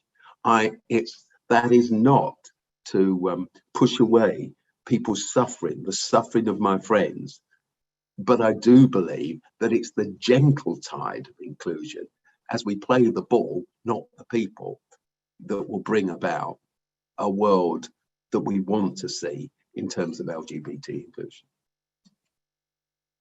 That's wonderful. Thank you, Steve. And I think that the fact that we are having this unprecedented conversation with the blessing of the US government and a commitment to move beyond this to address many of the issues that have been raised by this panel and others is a sign of that gentle tide of inclusion. And perhaps it will become a increasingly more persistent and forceful tide of inclusion, the world that I think a majority of the people really long for. So thank you for those comments. There have been a number of questions in the chat. Some people have echoed Essie's statement about the U.S. government looking closely at the exportation of homophobia by U.S. religious leaders, church leaders, etc. There is, I think it was our own Julie Dorff, who is the head of Council for Global Equality, who pointed out there may be some legal issues with that, but it doesn't mean that the president and others cannot call people out for exporting hate and oppression. And he certainly has a bully pulpit and can actually shed light on, as is happening with this conference, on that kind of work. I will say in another role of mine, I have to be really careful here because I did not get permission to talk about this, but as a commissioner of the U.S. Commission on International Religious Freedom, I know for sure one of the things that this commission is doing is looking at ways in which LGBTQIA plus persons are denied their opportunities for their religious expression as people of faith by dominant faiths in various countries around the world. There's more that can be done there. I and several others on the commission are carrying that message with the support of this administration. So there's still much that can be done to address the issue of the exportation of hate and oppression by US-based religious groups. And we hope to continue to have that conversation as the year proceeds as well. I'm gonna see if there are any other comments from our panelists. If not, then what I will do is move on to hear from, so that we can hear from Bishop Flunder and Bishop Tolton. So any other comments from the panelists? And I'm also going to check with the Union Seminary staff to see if there are any pressing questions in the Q&A that we need to deal with before we move to Bishops Flunder and Tolton. First, the panelists, any further comments that you'd like to make? I'm just looking forward to hearing others. Great, thank you, Steve. Anyone else? Julius or Esther or Ramki? All right, let me just check quickly then with our staff to see if there are any questions, and don't hesitate to come on, Afshin or Ian, if there are any questions you believe we should take before we move to our next speakers. Afshin. Hi, Fred. So we just got a question in the Q&A section. What do the panelists think about conservative Christian professionals using religious freedom to discriminate against LGBT plus people by refusing to serve their weddings? Should this practice be condemned across the board, or should we seek a middle ground in the hopes of strengthening unity and common good? Thank you, Afshin. And Afshin Shami is the Vice President for Communications and Marketing at Union, and I want to thank her and Ian Reese, who is her deputy, for all the work that they have contributed to this event today. So would any of you like to comment on whether or not clergy should be required to do weddings of LGBTQIA folks? I will prejudice the conversation by saying I believe that if we're going to uphold religious freedom, that should not be a requirement, but it doesn't mean that we should not hold it, that we should not call our colleagues to task for excluding LGBTQIA folks from marriage within their faith traditions. But let me see if there are any other comments there. Steve? Well, could I say, add into that, I think that a real problem around the world is fear. Sum it up in a story. I'll be invited sometimes to go by the clergy in a particular town. They'll ask me to come to speak about LGBT plus inclusion. They've invited me to do that. At the end of the service, the gathering, the event, as I stand there, one by one, or sometimes whole crowds of people will come up to me and say, that was brilliant, that was wonderful. I'm so pleased you said that. But our priest, our vicar, our minister, oh, they so need to hear that. They never agree with that. I know that it's their priest, their vicar, their minister that invited me. There's a dynamic of fear, isn't there? When I first began to marry same-sex couples, lots of religious leaders came to me, the leaders of denominations in the UK, the leaders of churches, the publishers of magazines, Christian magazines, religious magazines, of Christian and religious aid agencies. And so many of them said to me, Steve, we wish we could speak as you do, but we can't. We'll lose our jobs. We'll lose our congregations. We'll lose our subscriptions. We'll lose the funding, which means that our mission agency won't continue to be able to operate. So I think there's this whole, everyone's scared of someone else. And we're in much of a position, at least in the Christian church, I would be interested to hear what others of you think from other faiths, where people have a private theology and a public theology, and the public theology is sometimes quite different to the questions that are asked privately. It's how we encourage people to not be fearful. Thank you, Steve. Thanks so much. Let me ask Julius, Essie, Ramki, would you like to comment? Essie, you've unmuted your mic and turned on your camera, so please go first. Thank you, Steve, for that comment. And because I think that when LGBT, all citizens are protected, either gay or not gay. So if the law protects individuals, I think we need to take it a notch higher and a step further and, use the legal systems. When there's a time when religious leaders attacked a clinic, and there was a question because people were hurt. People were burnt with cigarettes, people were beaten up. So who was accountable for these people being hurt? It was the religious leaders. And people asked, because we are working with religious leaders, we can't prosecute them. And I'm like, no, they broke the law, right? So we need to be very intentional also in following the law.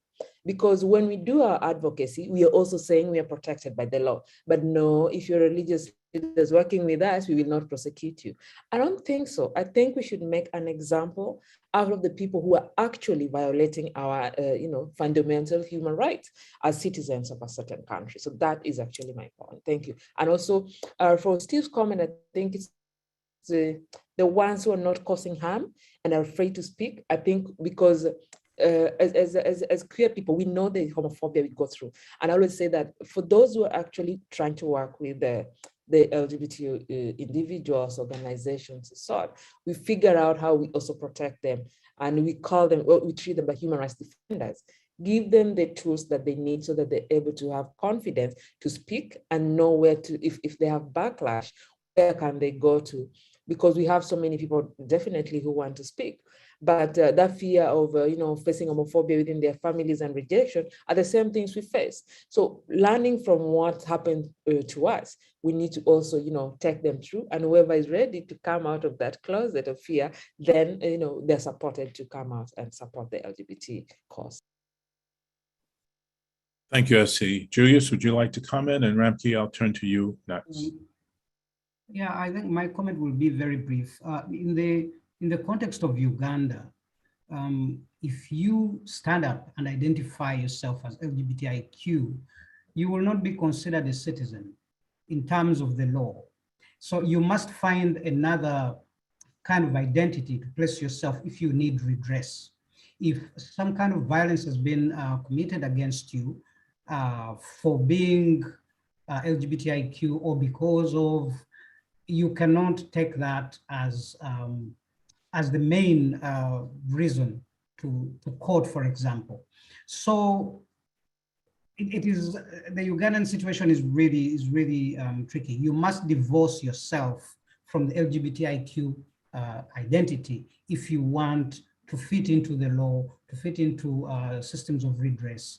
So at the moment, for Uganda, we are still in a very precarious situation. But what we have been working around is exactly what Reverend Steve talked about, dealing with the issue of fear, trying to liaise with intersectional civil society actors, legal practitioners who are friendly and sympathetic to our cause, medical practitioners who then engage at legislative level on these issues, trying to find support systems in other intersectional actors.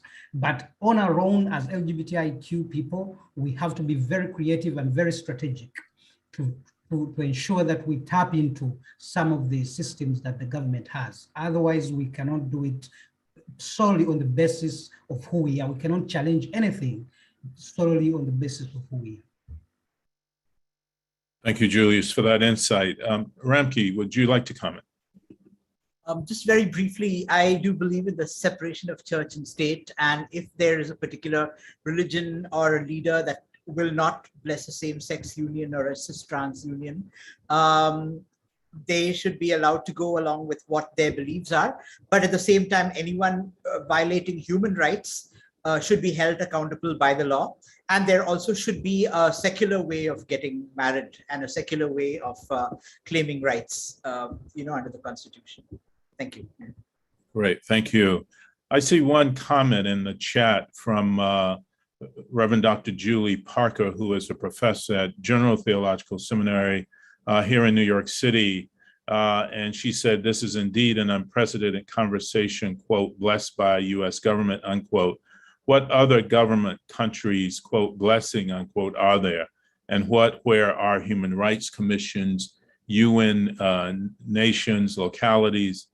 Where are the other efforts against homophobic and anti-LGBTQ plus practices? I'll just make a quick comment there. And that is that in some ways, that's what this year and beyond will be about. And we'll hear from Bishop Tolton about that in a minute, sort of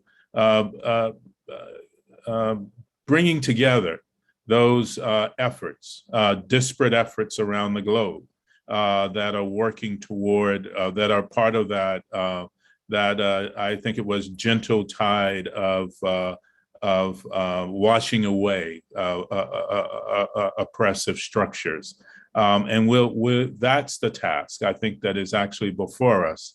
I would also say that it's probably important for us to begin to look at all international documents that countries have signed on to, whether it's a Universal Declaration of Human Rights or the International Covenant on Political and Civil and Political Rights, to ask what do we need to do in terms of amending those to ensure that they explicitly promote and support LGBTQIA plus rights, and then how do we get countries not only to continue to sign on and to support them, but actually to be active in implementing them as well. So it's a great question from Dr. Parker. There's a lot of work for us to continue to do. This is a beginning. This is a start. And again, we appreciate all the contributions and all the efforts, and look forward to more work to come.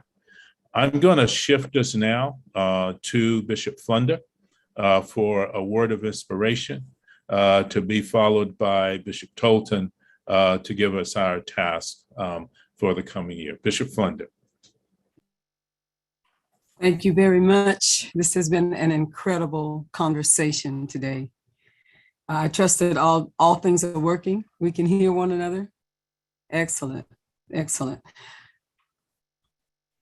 I'm a third generation pastor and bishop, and I am what I would say baptized in the realities of religion, both at its best and at its worst.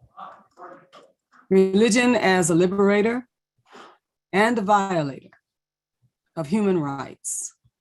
I embody this reality in my trifecta, as I call it, as an African-American, a same gender loving woman, and a clergy person. Religion has done beautiful work to serve humanity, simultaneously being a principal harbinger of oppression and exclusion in the lives of women, people of color, and certainly the LGBTQI community. Religious addiction and power over dynamics at the expense of others needs what I have come to call a 12-step recovery program. The holy work of inclusivity can no longer be passive. No more closets, prophets, no more. It is time to come out wherever we are, because people depend on our yes. I'm grateful to have the invitation to be here, Reverend Frederick Davy, and to those who I have listened to today speak so beautifully and powerfully from all of your settings geographically and the faith settings that you are a part of. And I'm appreciative of the fact that this conversation about inclusivity is not passive, but we need more people who will put their voices and their faces and their lives in the work of justice. People's lives depend on our yes. Hatred, bigotry, sexism, racism, homophobia cannot be sanctified by religion. Yet the assumed power embedded in religion and in poor interpretations of Holy Writ has historically been a powerful aphrodisiac for despots. It is the religious addiction to power that is in need of recovery. Some years ago, in my book, Where the Edge Gathers, I suggested a 12-step program for recovery from religious oppression, not on the part of the oppressed, but on the part of the oppressor. And so let me just share this piece with you quickly. Inclusive Christianity, inclusive religion, inclusive hope is a path to healing. And step one says radical inclusivity is and must be radical. It must reach the most marginalized among us. Step two, radical inclusivity must recognize, value, and love and celebrate people who are on the margins. Those who are associated with being poor and weak and outcast, foreigners, those who are disregarded both by religion and society. Radical inclusivity recognizes harm has been done in the name of God. I, like many, got my burns from what I call Bible-believing Christian flamethrowers. And the result was contempt for all things religious was a time in my life. I'd been exposed to oppressive theology and biblical literalism and unyielding traditions. But no human being is born with the destiny to be oppressed or to oppress others. Radical inclusivity is intentional and creates ministry on the margin. Too many people are exercising their gifts and skills in an effort to be the ones who are at the center of religious power. But I declare to you that every great religious leader has begun work on the margins and did such a significantly good job that the center began to look to the margins to learn how to be inclusive.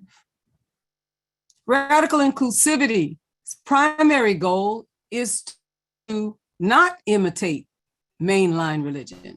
How about that? Because it is rooted in restoration and it is rooted in inclusion. Radical inclusivity requires a new way of seeing and a new way of being. It means that some things will have to change, and I thank God, as someone said about our young people, who are modeling for us what we shall be. Radical inclusivity requires awareness, information, and understanding.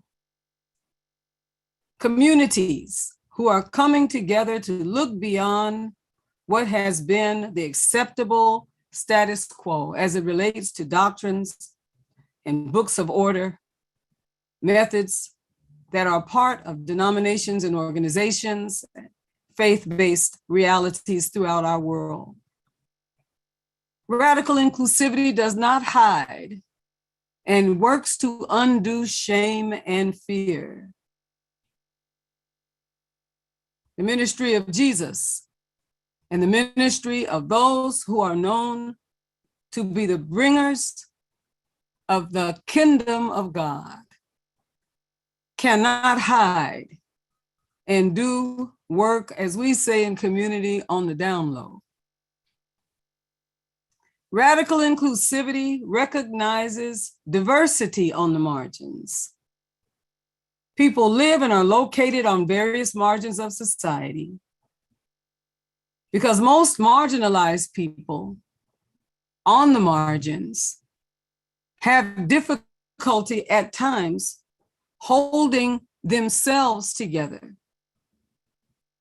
because of the oppression that denies people the rights to simply be. What do I mean by that? To be not only who we are, but to live without fear of family, without fear of jobs, live without fear of losing resources, just to simply be. So radical inclusivity must recognize diversity on the margins. And I like this, step 10, radical inclusivity must be linked to preaching and teaching and gathering and speaking and constantly reaffirming, because that's what defines and reinforces and supports our collective theologies of radical inclusivity. And just one more, radical inclusivity demands hospitality. Marginalized people experience hospitality where they have been allowed neither to have to defend or deny their humanness. Real hospitality agrees with the notion and acknowledges the fact that everyone already has a seat. Can I go a little further and say this? One of my friends said that his mother was having a birthday party, and his mother invited his cousin, who was a bit of a gangster. In fact, his street name was Show Nuff. And he said to his mother, "Mother, please, don't invite Show Nuff." But of course, his mother did, and you could hear Show Nuff on his way to the party because he had a car with big speakers in it. 2 blocks away, you knew he was headed that way because you could hear the music emanating from his car. Well, when he got to the party, the son said, "Oh my God, Show Nuff is here." And his mother said, "I want to tell you 2 things. One, it's not your party. And number 2, the only reason that you are here is because I invited you." One of the reasons that that stays with me is because in the teachings of radical inclusivity, we really only have one big task that the divine has assigned to all of us. Not to choose who sits at the table, but just to make sure that we put many chairs and many tables under God's big tent. Our job is to add chairs and to add tables so that people can experience the incredible hospitality of God. So take this with you.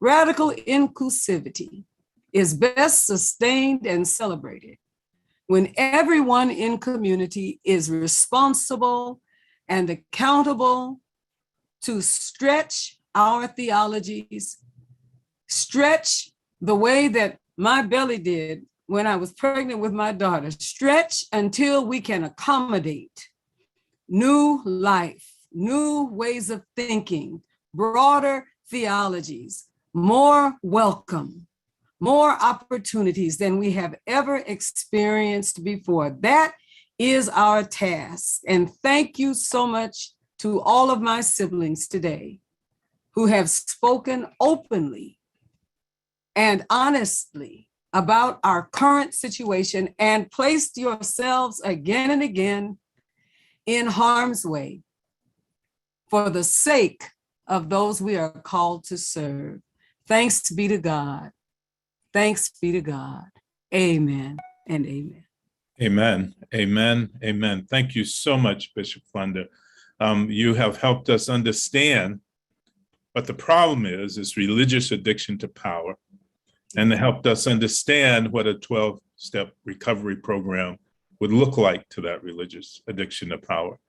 And have summed it up with this incredible metaphor that radical inclusivity happens by increasing the chairs and the tables under the divine tent.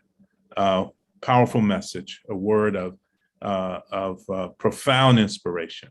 And we really, really appreciate you and appreciate what you shared with us today. So thank you.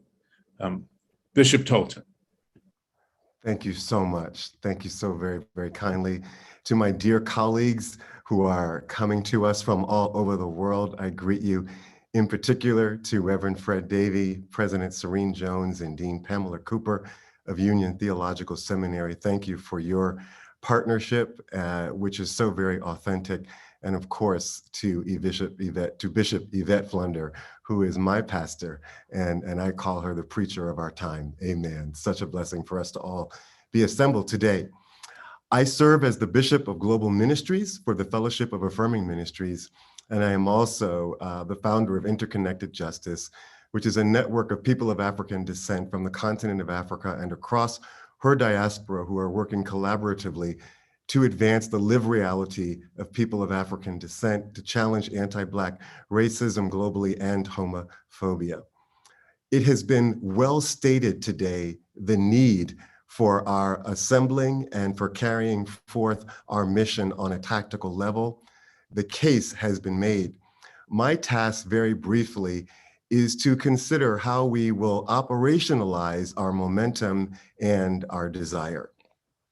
On December 7th, 2011, speaking before the United Nations in Geneva, then Secretary of State Hillary Rodham Clinton articulated a breakthrough foreign policy that America would promote the rights of LGBTI people globally as human rights. Since that moment, LGBTI people all over the world have been safer, as governments everywhere were clear that the US was honoring our tradition as a beacon of light, an epicenter of tolerance, and the benefactors of diversity. America must not waver in its commitment to advance human rights for all people globally without discrimination. Sovereignty over the body is the most basic and profound form of liberty. Sovereignty over the body is an expression of democracy and freedom. Sovereignty over the body suggests that the long arm of authoritarianism is soundly rejected. 10 years later, our global march toward equality continues. Our platforms and our strategies have become more creative and even more comprehensive. It is my esteemed pleasure to represent the Faith Caucus of the Council for Global Equality. The caucus is composed of my organization, the Fellowship of Affirming Ministries, and our global office, American Jewish World Service, GLAD's Office of Faith Engagement, and Metropolitan Community Churches. We are pleased to work collaboratively with Union Theological Seminary with the strategic intent of establishing a working global network of notable pro-LGBTI faith leaders. The criteria for identifying these leaders is that they are prophetic and courageous voices who have a history of promoting and advancing policies that support LGBTI dignity. They decry anti-LGBTI political and social campaigns, and they strategically connect the dots between LGBTI dignity, women's rights, anti-Black racism, and anti-Semitic violence. It is our hope that the gentle tide of inclusion will become a roaring wave. Indeed, the river is flowing back to the sea. This water is not proprietary to the Western Hemisphere, but it is also flowing in Africa, Latin America, and across Asia. As a body of leaders, we will be intentional that we will be multi-faith and geographically diverse. In terms of process, in 2022, which is our year zero, we will be patient, prayerful, and deliberative as we engage in a year-long series of exploratory conversations, which will state the need and articulate the value of pro-LGBTI voices that have influence with governments and international bodies. These conversations will document the connection between theological ideas and political postures that threaten social cohesion.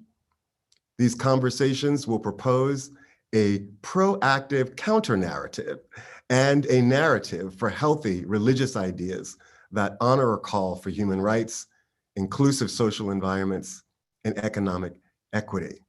These conversations will amplify the connections between faith rhetoric and faith leaders that promote anti-LGBT sentiment and anti-Black racism, anti-Semitism, and misogyny.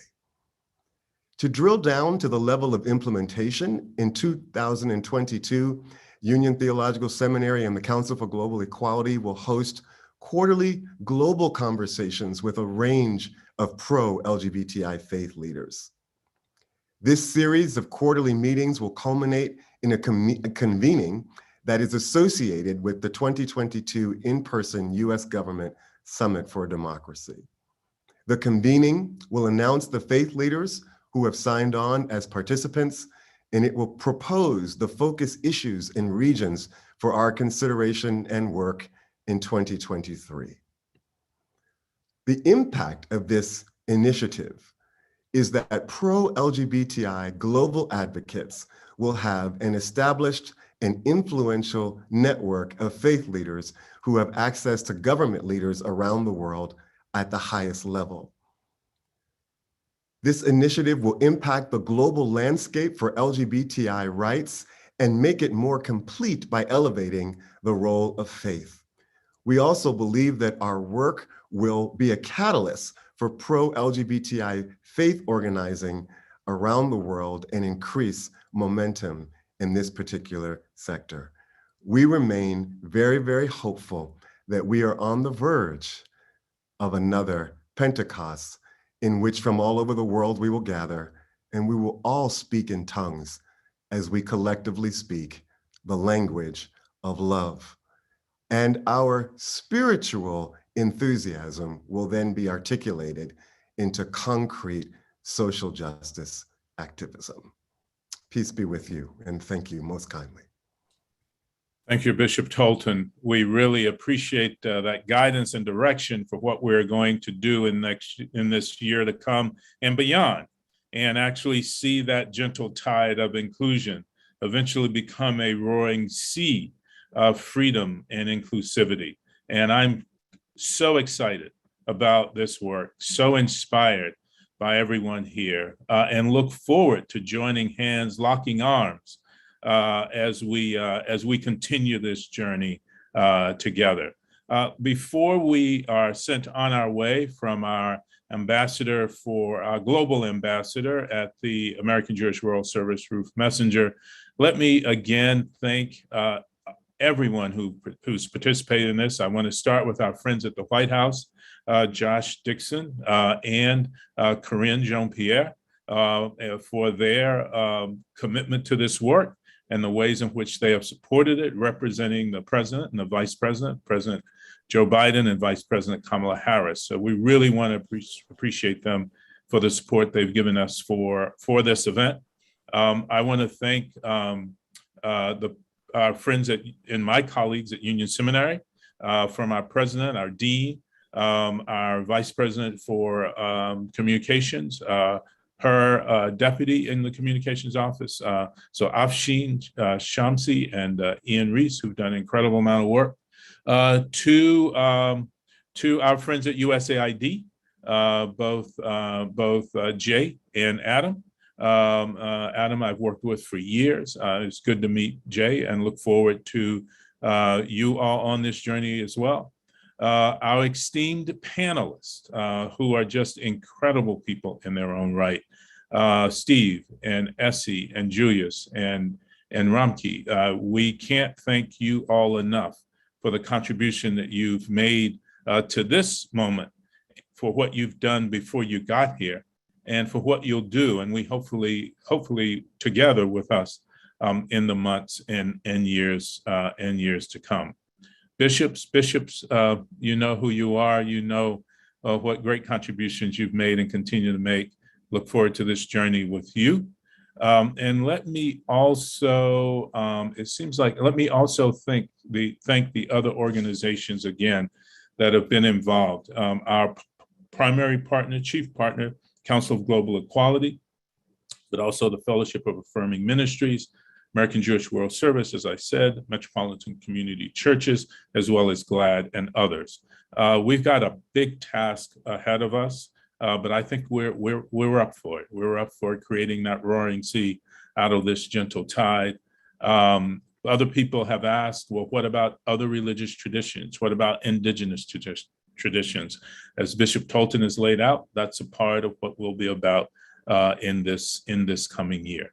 So with that, if I've missed anyone, know that ascribe it to my head and not my heart, but just deep appreciation for all the contributions, all the people who signed on and stayed on for these 2 hours plus. We appreciate you as well and all the work that you're doing every day. So now to send us on our way is someone I've known for a long time. She was actually my former boss. When she was borough president of Manhattan, I was her deputy. And she's gone on to do this great global work. Ruth Messenger. Ruth. Thank you, Fred, and thank you all. Fred taught me a lot, and he taught me even more today, as did every single person on this panel. It's both hard to do the closing because so much power has been said already, and it's a privilege to do the closing because it's a way of pulling us all together for the work at hand. I just want to start with the most obvious statement, which obviously everyone here understands, and that is, for everything that we are able to do in this work on behalf of LGBTQIA people around the world, people's lives are on the line. And I would add to that in many ways, our faith traditions are on the line, because the question is, can they acknowledge what is not inclusive in each of our traditions and broaden ourselves out toward that radical inclusivity? We've heard lots of mentions of what we might say, what is wrong, oh Lord? Cis-centered, heteronormative, patriarchal societies, colonialist impulses. Thank you, Steve, for making that point. We've heard about bad theology and conversion therapy and the powerful expression weaponizing of scripture. We know and we acknowledge that there is hatred and exclusion that often does lead to both the religious addiction to power and the loss of lives of individuals. And so we are here to recognize what is good and to make radical change. I want, as Fred did, to thank the audience that has been with us for the last 2 hours. I followed some of your comments in the chat, and it's just warming to see references to dignity and to Rainbow Catholics. and to the Progressive Organization of Muslims. And a line I picked up from the Canadian comment in the chat, a commitment to daring justice. And it is extraordinary for us to have the panelists that we've had. Yes, indeed, as Fred acknowledged, with great power, the White House and USAID participants, but also our four panelists, so Steve and Essie and Julius and Ramki, speaking from your background and from your traditions. Some of you, I'm proud to say, longtime partners of American Jewish World Service, now being run by Robert Bank, but each of you calling out what's wrong and calling in everyone to work together through legal channels, but most significantly through conversational channels and through faith channels to spread that broader gospel of love and inclusion. So we heard reference to the gentle tide of inclusion. And we heard a powerful enunciation of radical inclusivity. And Bishop Flunder, every single person wants those 12 steps posted on their wall. But let me close by highlighting what you all just heard from Bishop Tolton, that this is not, I'm going to say it again, this is not a one-off conference. This is a commitment to the ongoing work of each of the institutions that are represented here, including my own, but more importantly, to a year or many years of work that we will undertake together to make this change. So let me end with a teaching of the Chinese poet Lu Xun that some of you may be familiar with. Originally, there was no path, but as people walked all the time in the same way, a path appeared. Let us widen that path. Let us be, as you heard, patient, prayerful, and deliberative. But let us be radical in our determination to make a change, many changes over the next year on behalf, of course, of the LGBTQIA population in the world, but also on behalf of the better natures of our faith communities to make a difference for the human rights of every single individual. Go in strength in whatever faith you trust in, but with a commitment that working together, we can make this change, widen this path, and walk down it together. Thank you. Thank you, Ruth. Peace to all. We will be in touch very soon, and go and love. And we will see you all soon and be in touch with you very soon. Take care all. Bye-bye.